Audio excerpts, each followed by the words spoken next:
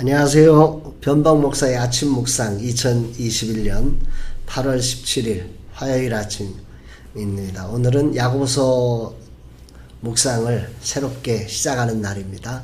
오늘 1장 1절 말씀을 통해서 동생에서 종으로 이런 제목으로 함께 귀한 말씀의 은혜를 나누겠습니다. 지난 열흘 동안 휴가를 맞아서 부상당한 아내를 섬기는 시간들을 가져보았습니다. 가지면서 느낀 것은 제가 섬김에 참 부족한 사람이다. 그런 것들을 뼈가 저리도록 느끼는, 정말 섬김도 단련이 필요하다, 훈련이 필요하다, 이런 생각을 해보게 된 시간입니다.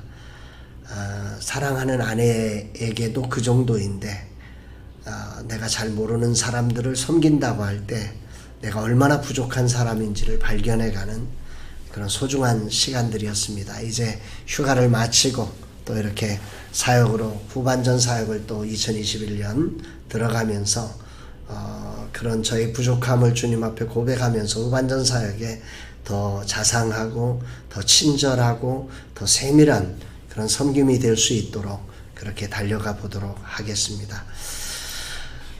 오늘 이 야고보서 묵상을 시작하는데, 이 야고보서 묵상을 시작하면서 이 야고보서를 열면서 유진 피터슨 목사님은 그에게 메시지 성경 야고보서 서문에 이런 글을 썼는데 아주 공감이 가는 글입니다.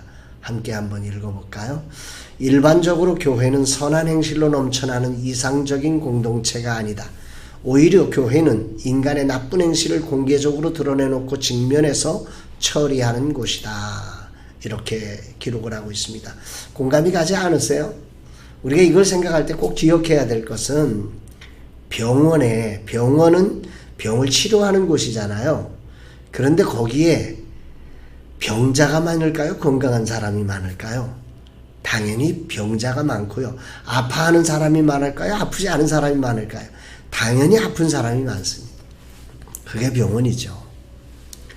교회는 죄인이 그 죄를 씻고 죄를 발견하고 죄에서 돌이켜가는, 그래서 그리스도를 따르는 그리스도의 제자로 거듭나지는 거룩한 장소이기 때문에 장소입니다. 그러므로 그 안에는 죄인들이 많이 발견되는 곳이 교회라는 거죠. 선한 행실로 넘쳐나는 이상적 공동체가 아닙니다. 우리는 착각을 하는 거죠. 교회는 이럴 것이다. 그래서 이 교회는 잘못됐어, 저 교회는 잘못됐어. 그래 교회를 나그네처럼 이 교회 저 교회 옮겨다니면서 이상적인 공동체를 찾고 있는 크리스천들이 참 많은데 참 안타까운 것입니다. 교회를 모르니까, 교회가 어떤 곳인지를 모르고 자기 자신이 누군지를 모르기 때문에 그런 거죠. 이 죄라고 하는 게 얼마나 교묘하고 얼마나 흉악한 것인지를 알지 못하기 때문에 그렇게 이상적인 공동체를 찾다가 평생에 자기가 죄인임을 발견하지도 못한 채 남의 죄만을 들춰내다가 남의 죄만을 불평하다가 인생을 마감하는 안타까운 사람들이 많이 생겨나는 것 같습니다. 이 야고보서를 통해서 그런 모습들을 한번 재발견할 수 있는 소중한 자리가 됐으면 좋겠다, 이런 생각을 해봅니다. 유진 피터슨 목사님은 그 서문 맨 첫 번째 글에 이런 이야기까지 쓰고 있어요. 그리스도인들이 교회에 모이면 머지않아 불미스러운 일이 일어나게 마련이다. 저는 아주 공감하는 말입니다. 그리스도인들이 여전히 죄인이거든요. 예수 그리스도의 은혜 아래서 은혜로 죄가 덮여졌지만 그 죄가 없어진 게 아니에요. 그 죄성이 그 안에 그대로 있어요. 여전히. 그러기에 그들이 모이면, 교회에 모이면 머지않아 당연하게 불미스러운 일이 일어나는 것입니다. 이걸 모르고 교회 공동체에서 어떻게 그런 일이 발생할 수 있어? 이런 이야기들을 하고 교회에 실망했다고 그러고 내가 교회를 잘못 선택했다고 그러고 저런 사람 나갈 때까지 나는 교회 안 나간다고 그러고 이런 엉뚱한 소리를 말하는 것 참 안타까울 때가 있습니다. 오늘 이 야고보서를 통해서 우리들이 참으로 그리스도인이 된다는 게 무엇이고 그리스도인이 어떤 사람인지를 다시 재발견하고 무엇을 하는 사람인지를 알아가는 그런 시간이 되었으면 좋겠습니다. 오늘 본문 요절 야고보서 1장 1절 말씀을 같이 한 목소리로 봉독해 봅니다. 하나님과 주 예수 그리스도의 종 야고보는 흩어져 있는 12지파에게 문안하노라. 이 야고보는 예수님의 그 혈육의 동생이거든요. 이 동생이었던 야고보가 이 당신의 형인 예수 그리스도를 그리스도로 발견하고 하나님으로 발견하고 그 앞에 나는 당신의 종입니다. 이것을 고백하면서 그리고 당신의 종으로서 내가 해야 될 일이 무엇이냐면 흩어져 있는 12지파에게 문안하는 일임을 발견하며 오늘 야고보서를 쓰고 있는 말하자면 야고보서의 서문과 같은 구절입니다. 아주 중요한 고백이라고 저는 생각이 됩니다.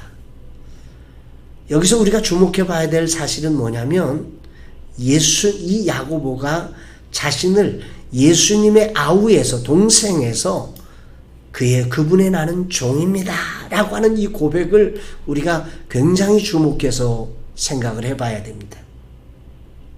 그리스도인이 됐다고 하는 것은 무엇이냐면 바로 이 고백이 나오는 것이죠.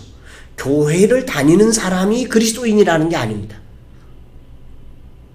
예수님과 어떤 관계를 맺느냐, 예수님을 나의 주인으로 나는 그분의 종이라는 고백을 담아낼 때 그분이 내 인생의 주인이시며 내 인생의 구원자로서 그분은 하나님이시라고 고백되어질 때 그것이 진정한 그리스도인의 자리인 것입니다. 야고보는 같이 자랐습니다. 그래서 예수가 하나님이시라는 이 고백을 누구보다 믿기 힘든 사람입니다. 형이라고 불렀던 사람의 그분의 종이 된다는 것 누구보다도 힘겨운 사람입니다. 이랬던 이 야고보가 예수님의 말씀을 듣고 그 기도의 자리에 참여하며 성령을 체험하고 나서 그는 예수 그리스도를 하나님과 동격인 하나님의 아들, 하나님이시라고 고백하면서 그분은 나의 주님이십니다. 나는 그분의 종입니다. 라고 오늘 고백하고 있다는 사실을 우리는 주목해 봐야 합니다.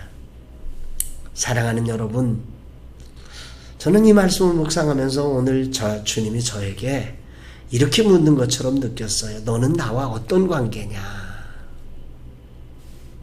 저는 모태신앙입니다. 나도 모르는 시간에 예수를 알게 되었고 교회를 다니게 되었고 설교를 듣게 되었고 말씀을 듣게 되었습니다. 기도를 할 때 예수님의 이름으로 기도해야 한다는 것을 알았습니다. 왜 그래야 하는지도 모른 채 그렇게 하고 나왔습니다. 그리고 그렇게 해야만 기도가 성립된다는 사실을 알았습니다. 신학교에 들어가서 신학적으로 여러 가지를 배웠습니다. 목양을 하면서 그것을 여러 사람들에게 가르쳤습니다. 그리고 오늘까지 왔습니다. 이 모든 과정에서 중요한 것은 제가 어려서 저는 예수님을 나와 어떤 관계인지를 알지 못했고 예수님이 나를 붙들고 신앙생활 하셨습니다. 아무것도 모르는 철없는 그래서 지 맘대로 살아가는 저를 주님이 붙들고 끌고 여기까지 오셨습니다. 그러다가 예수님을 인격적으로 만났습니다. 예수님을 나의 주라고 고백했습니다. 나의 하나님이라고 고백했습니다. 그분이 나의 주가 될 때, 나의 하나님이 되실 때 내 삶에 어떤 일을 펼쳐지는지 너무도 놀라운 광경들을 저는 경험하기 시작했습니다. 그래서 그분께 소속되기를 원했습니다. 그분이 나의 주인이 되시도록 그분께 나를 드리도록 그렇게 인생을 살아왔습니다. 이제 그렇게 산 지가 꽤 됐습니다. 그리고 오늘 휴가를 마치고 다시 이제 하반기 사역에 복귀하는 날 주님은 너는 나와 어떤 관계냐 물으십니다. 너는 나를 어떻게 고백할래? 아침에 이 질문을 받고 머리가 멍했습니다. 뭐라고 고백하지? 나는 오늘 예수님을 뭐라고 고백하지? 입에 발린 고백, 얼마든지 예수는 나의 주님이십니다. 살아계신 하나님의 아들이십니다. 베드로의 그 훌륭한 고백을 내 입술로 내 생각으로 얼마든지 할 수 있습니다.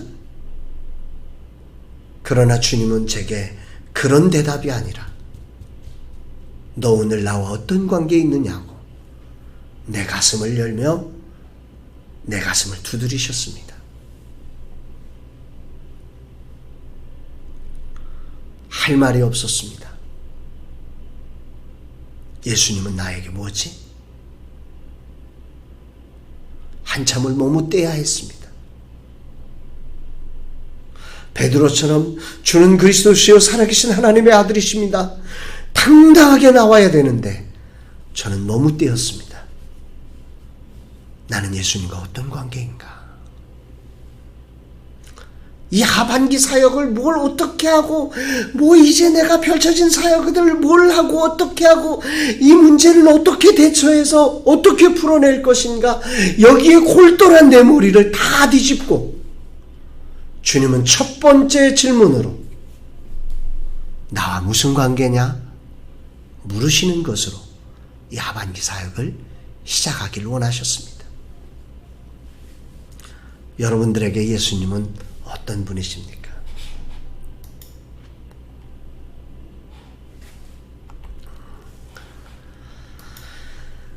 참 이 질문이 짧지만 굉장히 많은 생각을 하게 하는 질문입니다.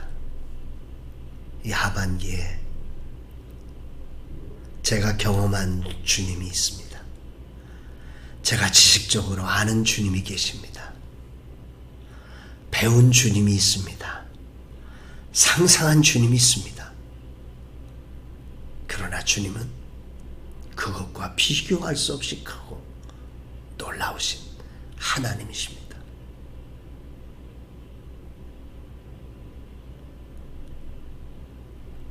그분은 내가 오늘 겸손히 엎드려 당신은 나의 주인이십니다. 나는 당신의 종입니다.